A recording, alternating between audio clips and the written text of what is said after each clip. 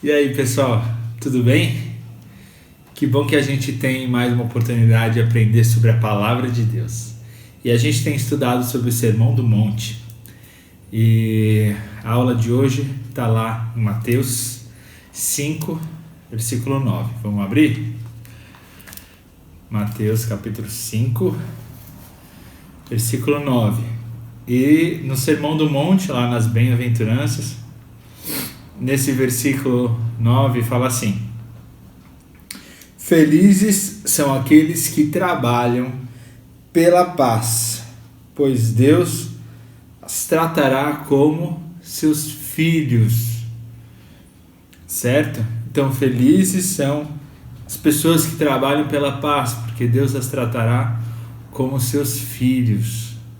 Ou em outras versões, né, bem-aventurados os pacificadores, porque eles serão chamados filhos de Deus. Que legal, né? Então, pacificador é realmente aquele que trabalha pela paz. Então, pacificador não é uma pessoa que busca a paz passivamente, né? Mas ativamente. Não é aquela pessoa, não, eu quero só a paz, mas não faz nada para isso, sabe? Não é aquele que, não quero entrar em contendas, eu não vou, não quero entrar nesse assunto, não. Não, o pacificador, quando existe uma contenda, ele quer resolver o conflito.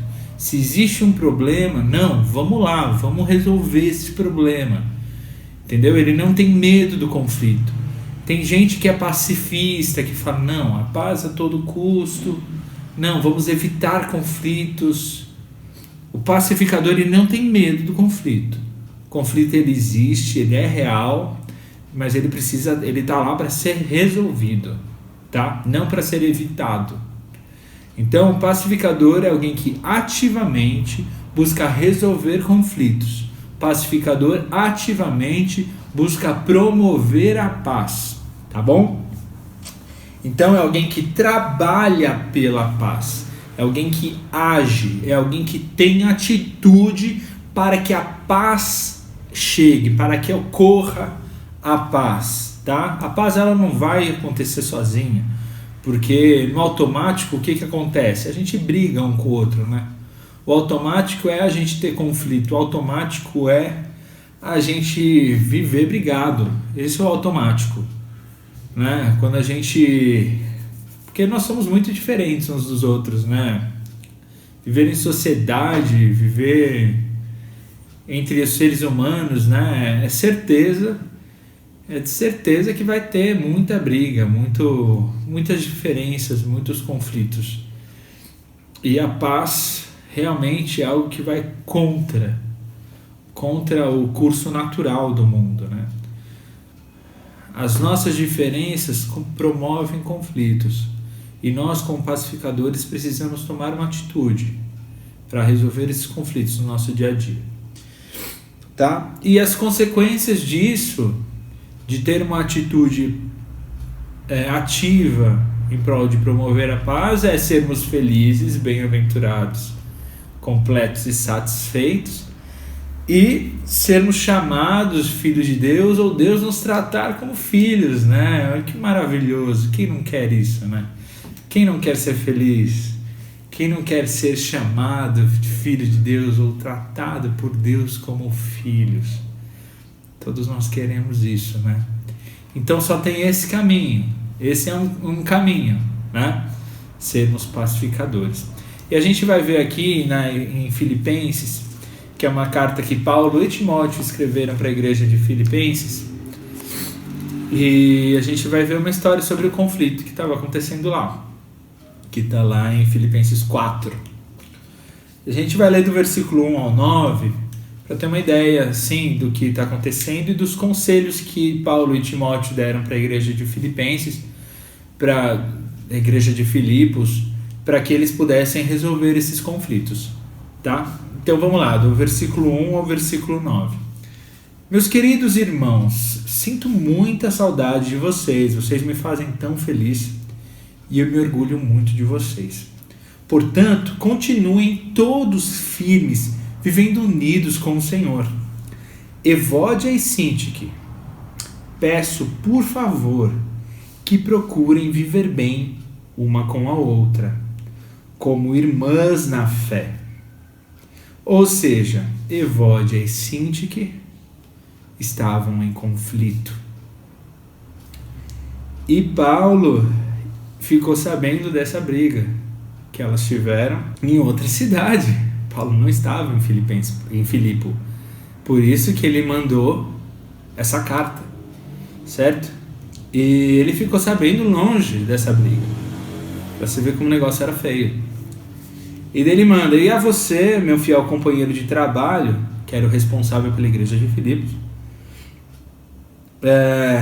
peço que ajude essas duas irmãs, pois elas, junto com Clemente e todos os outros meus companheiros, trabalharam muito para espalhar o Evangelho, e os nomes deles estão no livro da vida que pertence a Deus. Então aqui fala que realmente elas são pessoas que trabalharam, que estavam lá na obra, e em algum momento elas entraram em conflito. Irmãs na fé, parceiras de trabalho na obra de Deus, e brigaram. Isso não é bom. Não é bom, porque nós somos realmente uma família em Deus. Nós precisamos permanecer unidos como o corpo de Deus. Na oração de Jesus que ele fez, ele falou que: te peço, Deus, que eles sejam um, assim como nós somos um, para que o mundo creia que tu me enviaste. Essa foi a oração que Jesus fez no Getsemane. Então a nossa união tem um propósito, para que o mundo veja a diferença que tem naqueles que são do Senhor e aqueles que não são do Senhor. Porque aqueles que não são do Senhor não conseguem viver unidos, não conseguem viver em paz. E quando tem um conflito no meio do povo de Deus, realmente isso precisa ser tratado, isso precisa ser resolvido, tá?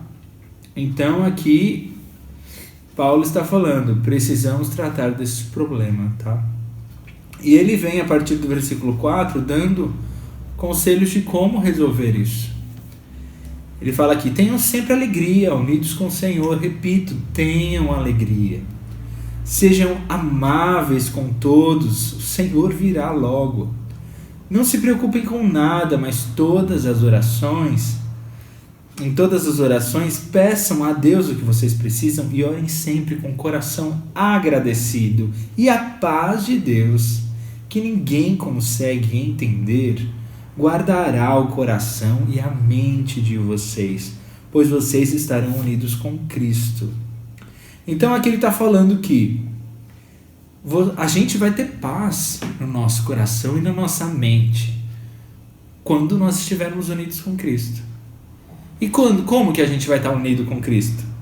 Quando a gente estiver sempre com alegria, quando a gente for amável com todas as pessoas, e quando a gente estiver sempre em todas as nossas orações sendo grato a Deus. Esses 3 conselhos que ele colocou antes, não se preocupa com nada, coloca tudo em oração a Deus. Todos esses conselhos que ele colocou nos versículos anteriores são para que nós tenhamos paz e possamos ser pacificadores, né? Então, para a gente poder levar a paz, nós precisamos ter paz. Se a gente não tiver paz no nosso coração, se a gente não tiver paz na nossa mente, nos nossos pensamentos, como que a gente vai poder promover a paz, levar a paz para os outros? Então, o primeiro passo que nós vemos aqui no conselho dele é aqui: tenha paz você e Deus. Busque ter você e Deus a paz. Seja um você com Deus. Porque daí você vai ter paz no seu coração e na sua mente, né? Então esse é o primeiro passo, tá? Então primeiro, tenha alegria, seja amável com todos e não se preocupe com nada, mas coloca tudo em oração com o Senhor. Daí você vai estar unido com Cristo e vai ter paz no seu coração e na sua mente, tá? Daí ele coloca aqui nos outros 2 versículos, né? No 8 e no 9. Por último, meus irmãos, encham a mente de vocês com tudo que é bom, e merece elogios. Isto é, tudo que é verdadeiro, digno, correto, puro, agradável e decente. Ponham em prática o que vocês receberam e aprenderam de mim, tanto em minhas palavras como em minhas ações. E o Deus que nos dá a paz estará com vocês. Que legal, né? Então, primeiro ele falou sobre algo interno. Ele falou sobre a paz que vai guardar o nosso coração e a nossa mente, certo? Então ele falou de um processo interno nosso. E agora ele falou de novo da nossa mente, né? Enche a mente de vocês daquilo que é bom, para que vocês colocam em prática e façam as ações e as palavras. Então, para vocês poderem pôr para fora. Então a gente só vai conseguir externalizar coisas boas se dentro de nós tiverem coisas boas, tá?